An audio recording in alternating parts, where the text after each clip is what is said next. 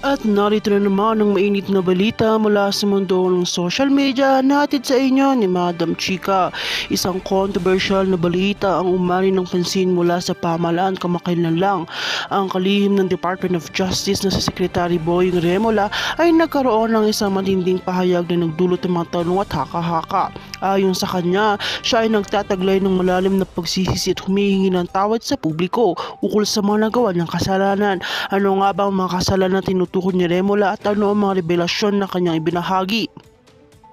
Sa isang pambihirang press conference, inamin ni Remola na may mga desisyon sa nakaraan na hindi pabor sa kapakanan ng nakakarami. Bagamat hindi tinutukoy ang mga particular na insidente, sinabi niya siya ay puno ng pagsisisi sa mga hakbang na sa tingin niya ay nakapinsala sa mga tao. Ako yung humihingi ng tawad sa lahat ng mga nagawa kong pagkakamali at ako ay nagsisisi sa mga desisyon na hindi nakakabuti sa bayan, anya sa kanyang pahayag. Sinabi ni Remola na ang pagkakamaling ito ay bahagi ng kanyang personal na pagninilay-nilay at nagsilbing aral sa kanya upang magbago. Ayon sa kalihim, ang mga hakbang na ito ay nararapat magbukas sa kanyang mga malalim na pangunawa at pangangailangan ng transparency at pananagutan sa gobyerno. Bilang isang lingkod bayan, kailangan ko magpakita ng higit na malasakit at integridad, dagdag pa niya. Gayunpaman, ang mga revelasyon ni Remola ay hindi nakaligtas sa matinding reaksyon mula sa mga netizens at ilang sektor ng lipunan. Maraming taong nagbigay sa kanilang saloobin at opinyon, kabilang na mga kritiko ng administrasyon. Ang ilan ay nagtatanong kung bakit ngayon lamang ipinahayag ni Remola ang kanyang pagsisisi, samantalang ilan naman ay paniniwala na ito isang taktika para humingi ng simpatya mula sa taong bayan.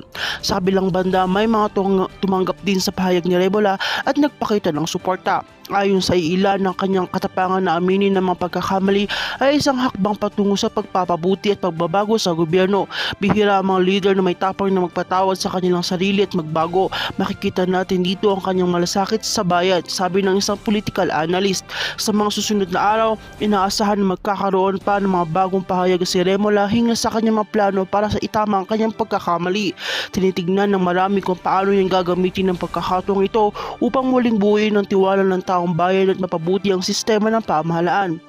Sa ngayon, ang mga mata ng publiko ay nakatutok kay Remola sa mga susunod pang hakbang sa kanyang gawain. Iyan ang ating balita tungkol sa controversial na pahayag ni Secretary Boying Remola. Patuloy nating subaybayan ang susunod na kaganapan at magiging epekto nito sa ating gobyerno at sa buong bansa. At kung bago ka pa lamang sa aking channel ay huwag kalimutan mag-like, share and subscribe para update ka sa aming bagong balita. At para naman sa mga viewers natin dyan, maraming salamat sa walang sawang pagsuporta.